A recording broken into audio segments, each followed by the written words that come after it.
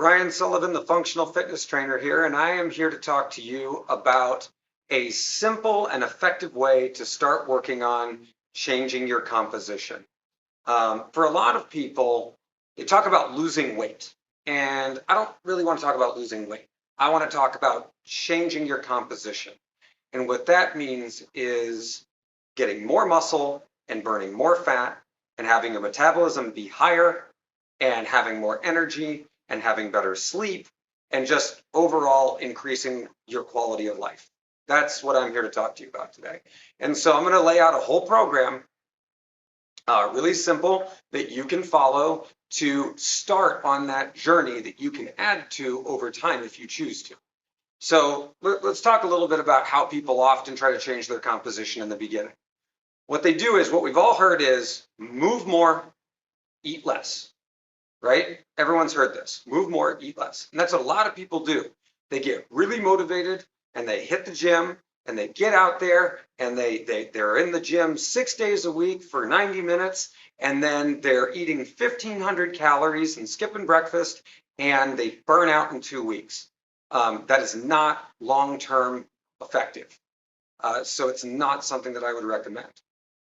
Instead, what I would recommend is something a little bit more flexible for your schedule and a little bit different. So for a lot of people when they're first starting, to get on a treadmill and run for an hour doesn't even sound like a possibility. And I'm not asking you to do that. Instead, what I would recommend is when you're looking at food, we want to get your food in a place where you're not gaining or really losing weight. You know exactly what maintenance is for you. You've got your kind of diet nailed down to where you're in a sustaining place. And we can talk about strategies for that in another video. But instead, what I would recommend is actually increasing your activity level.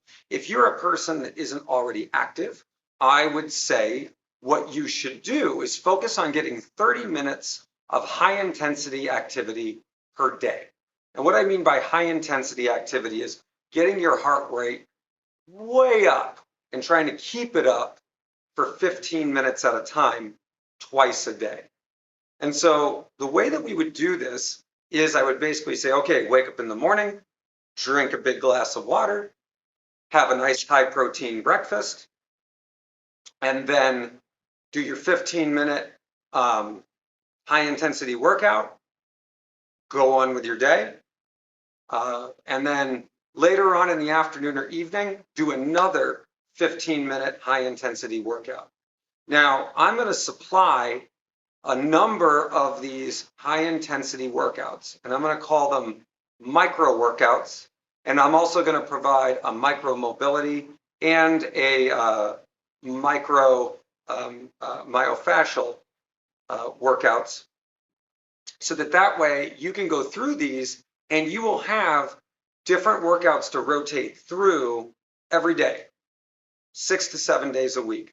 The reason that I recommend this is because a lot of people will do low intensity work for 30 minutes, like walking on a treadmill at an incline. Very common. That's great. That's not a bad thing. But what happens is, in fact, particularly when it comes to gait pattern stuff, like walking and jogging, humans are very efficient at this. We are very efficient at this. We are, in fact, so efficient at this that we will become efficient at it very quickly. And the gains that you'll get, meaning toward your composition change, will taper off fairly quickly. But it feels very sustainable. Instead, what I'm going to say is that I'd like to see you do 2 full body workouts, 15 minutes each, twice a day. Do one in the morning and then one in the evening. The reason that you do this is because, one, you're going to get higher intensity work. If you have higher intensity work, you're actually going to build more muscle, drive your metabolism up further, and during the workout, burn more calories. And then after the workout, you're going to have a greater afterburn effect. So what's going to happen is you're going to sleep all night, your metabolism's going to drop. Boom. And then what's going to happen is you wake up in the morning, starts moving a little bit, drink that glass of water, boom, have a nice high protein breakfast, boot, hit that high intensity workout. Then it's going to taper off. Now, if you have a nice high protein lunch, might give you a little bit of a buoy. And then in the afternoon, it's going to pop back up. Boom, when you do that second high intensity workout. And then the metabolism is going to come back down into sleep. Now, the value of doing this is that, one, when you do it in the morning, it's going to help you wake up. Your nervous system is going to get running. You're going to feel more awake and more alive. And because it's only 15 minutes, it's not going to burn you out.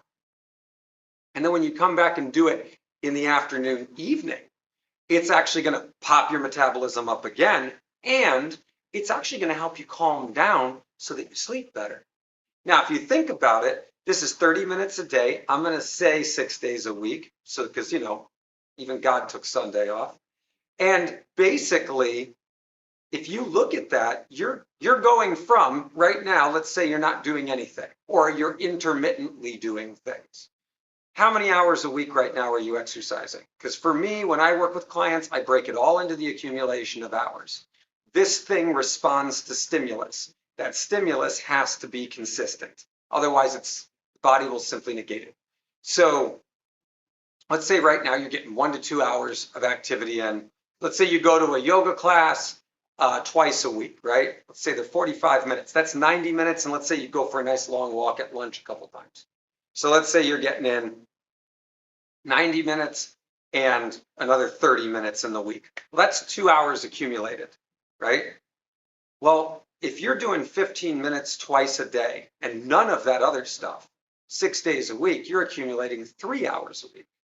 Now, to put this into perspective, that means that after 12 weeks of that, do the math, how many accumulated hours is that? Well, you're talking 3 a week, 12 weeks, that's 36 hours of accumulated effort. Whereas if you're doing 90 minutes, let's say 2 yoga classes a week, 90 minutes, it's not anywhere near that. It's also not as high intensity, unless you're doing specific forms of yoga. I'm not trying to say that yoga is bad, because yoga is great. All I'm saying is you're not going to get the muscle building, metabolic, and cardiovascular benefits. So let's say you burn 150 calories in the first workout and you have an afterburn effect of 50 extra calories. So that's 200 in the morning. Then you do the same thing in the evening. That's 200 in the evening. So that's 400 calories deficit you've created if you're eating at a sustainable level. Now you say, but couldn't I just not eat 400 calories? Of course you could just not eat 400 calories. If you just not eat 400 calories, a couple of things are going to happen. One, your metabolism is going to drop. Yes, your metabolism will drop because the human body, if you're not exercising or not moving and you're reducing your calories, your body's going to become hyper efficient. So it's simply going to slow your metabolism down. So that's why when people diet only, it doesn't work very well. Now, the other problem is when people exercise, but they're not paying attention to what they eat, what happens is the metabolism goes up, so they feel more hungry more often, and then they eat more, and then they say, why is this not working? So the trick is, if you don't want to count calories and you don't want to do all that, simply try to be a little hungry during the day. It's very simple. You say, okay, I'm starting to feel hungry. I'm going to wait 60 minutes to eat. Very simple. And then I'm going to eat until I'm full.